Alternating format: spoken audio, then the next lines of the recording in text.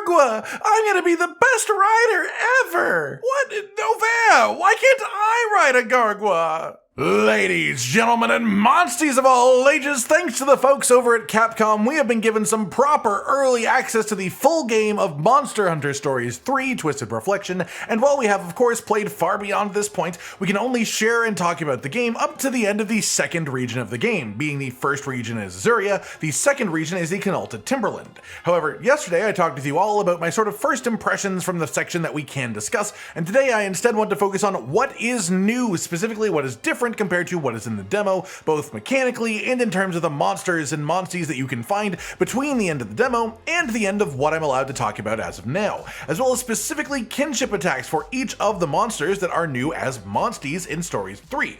I will not be discussing things like invasive monsters, but I will call out the endangered species Monsties, which are the ones that are only unlocked after you defeat an invasive monster's first encounter.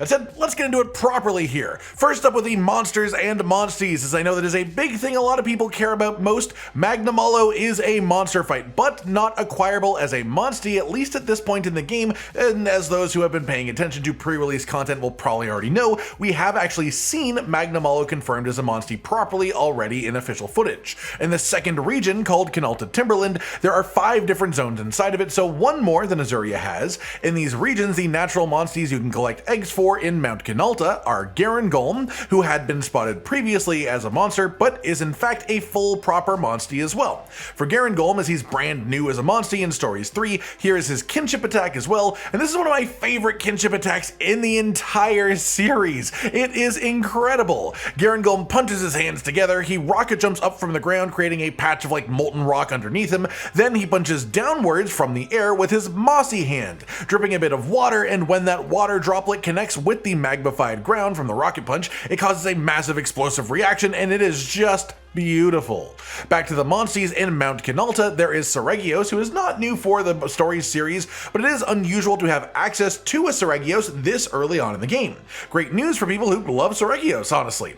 Aknasom is also a Monstie that you can get from these nests, who is another one who is known to be a monster in the game, but the full monstiness of him had not been confirmed before, and he is a new Monstie in Stories 3, so here is his kinship attack as well, which is pretty fun too.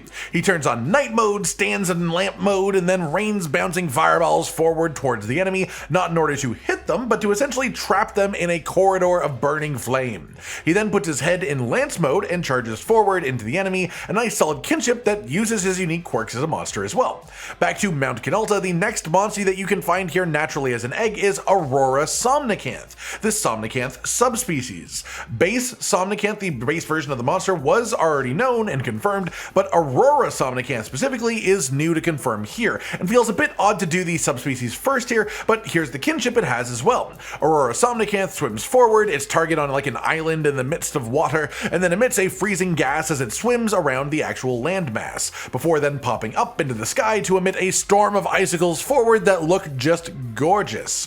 Then we have the final Mount Kinalta Monstie, which is Yangaruga, with a note that you can also unlock Deadeye Yangaruga as a Monstie through habitat restoration once you have base Yangaruga.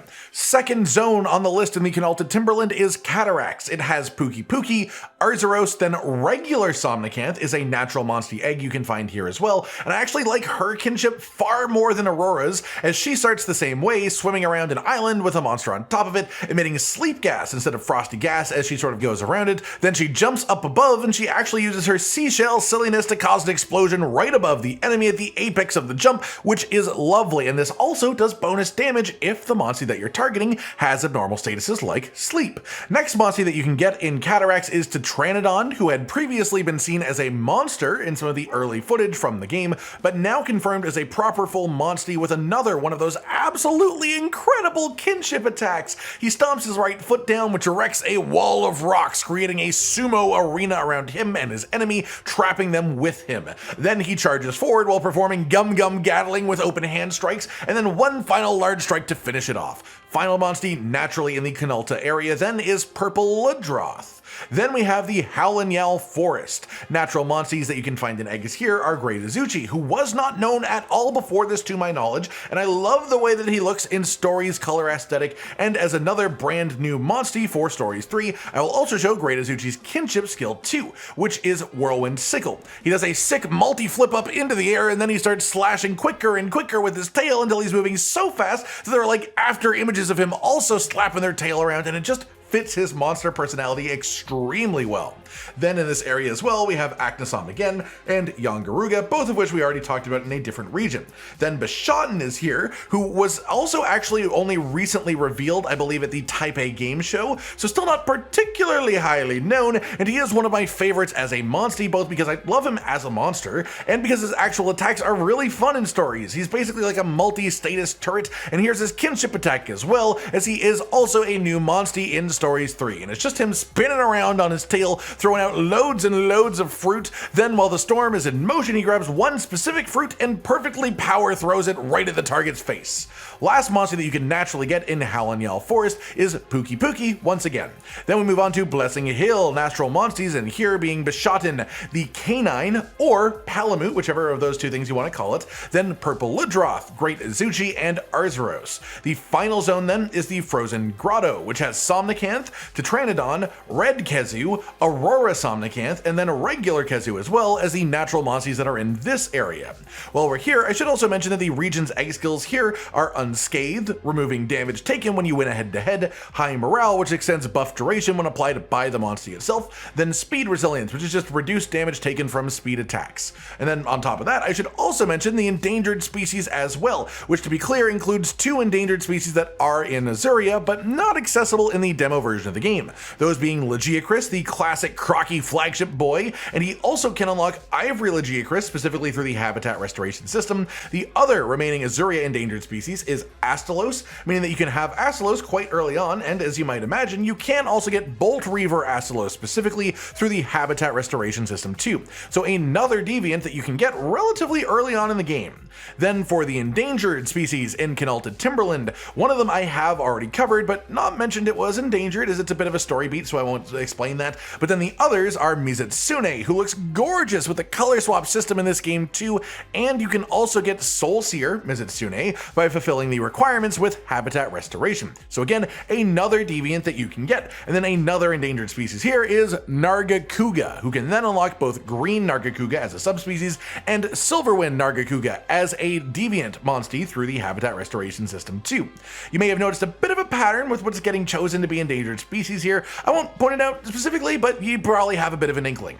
As well, I also feel the need to mention that a Deviljho does exist in the wild in Canalted Timberland, which means even though his eggs aren't here naturally, you could try to retreat the Deviljho to get his eggs if you are confident enough in your ability to win the fight against him. Sort of like how people have started to get Espinas in the demo for Monster Hunter Stories 3 as well.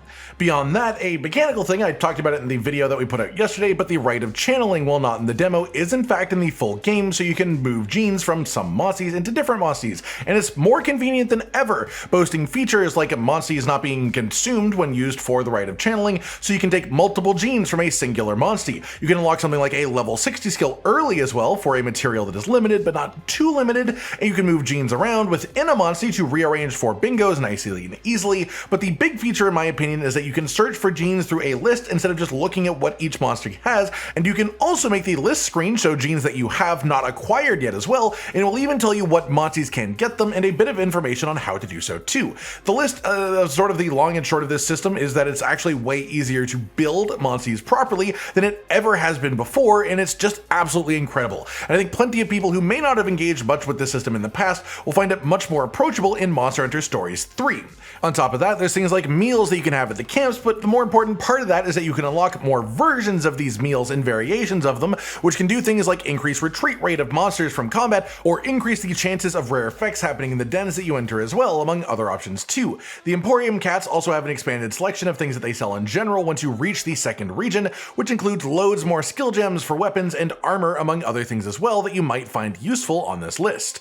Next thing I want to discuss properly is the Battle Ally system, the Rangers, and especially their side stories. These are not in the demo, but I'll only show the very start of the individual quest chains for a couple of them, just to show you how intriguing and different these are from the standard standard gameplay loop, even beyond the fact that they are chock full of personality and fun interactions with the cool side characters that we have working alongside us. But the two that I'll be focusing on today are Ogden and also Thea. Ogden you may have caught a bit of in the video that we put up yesterday, but his first side story is that he, who is the creator of the Monsterpedia that we have in this game, he was left a note with a tip on an unusual monster in the area, being a ridiculously speedy Velocidrome. You have to find a way to engage in combat with something that is that quick and hard to actually stop from moving, and then in combat it's unique as well in the way that it functions. It is so high speed and it's represented as being just massive amounts of evasion, so he's very hard to actually hit outside of specifically double attacks, which can't miss, or kinship attacks, which also can't miss. And this is also sort of used like a way to tell you that those are things that ignore the evasion stat. To be clear, it says exotic Velocidrome at the top of the screen, but this isn't like exotic like the frontier exotic monster variation necessarily, so don't make that connection just yet. It's just the term used to describe it as being notably different than a regular member of its species. That sound interesting? Well, that was just to get your feet wet in the concept of funky side stories, because now let's talk about Thea.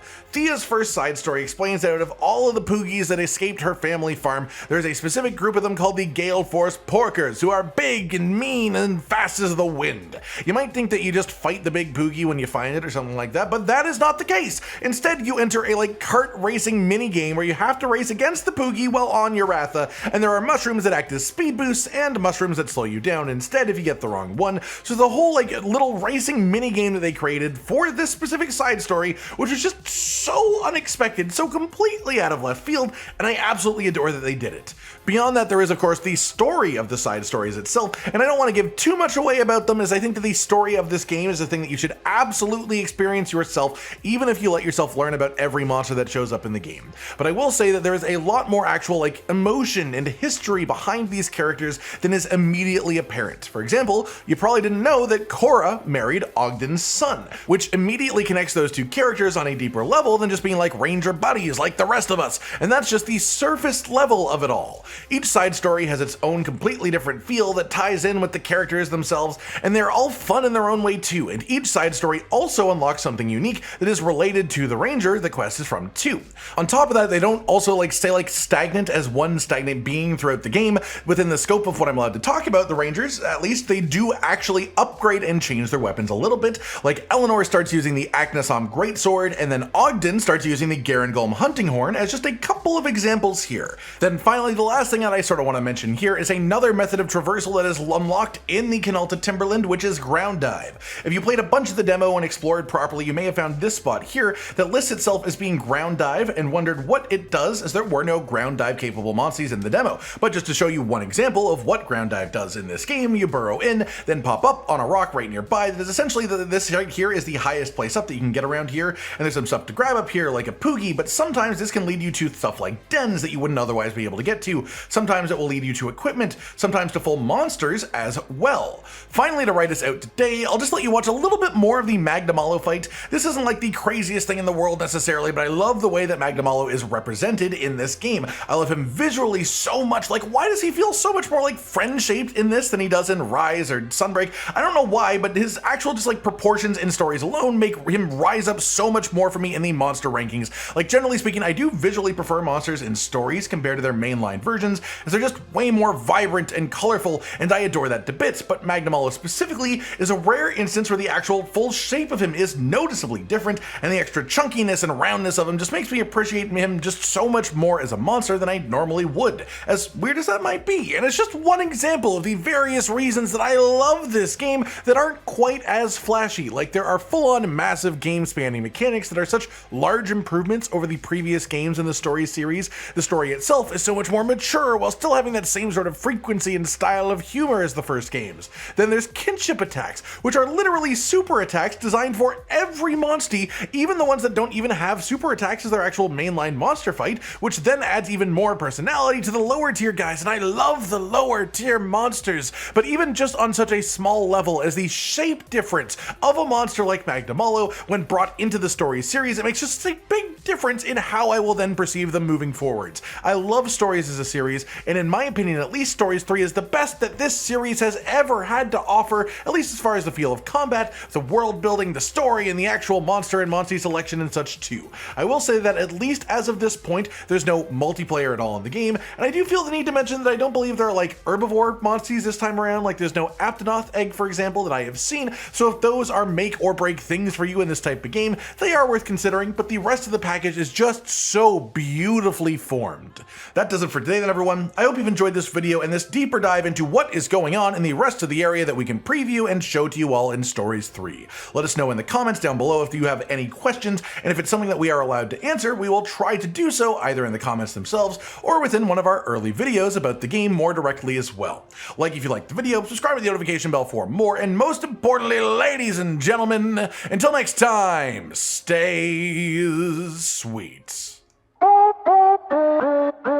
Josh, Cotton, and Hollow with the videos, dropping the humor like a hammer on your tippy toes, bringing entertainment on a daily arrangement to take our insanity and turn it into entertainment. Yes, I said entertainment twice, to reiterate that it is nice to look into your faces on a mostly daily basis when you let us in your homes to make the whole world a stage.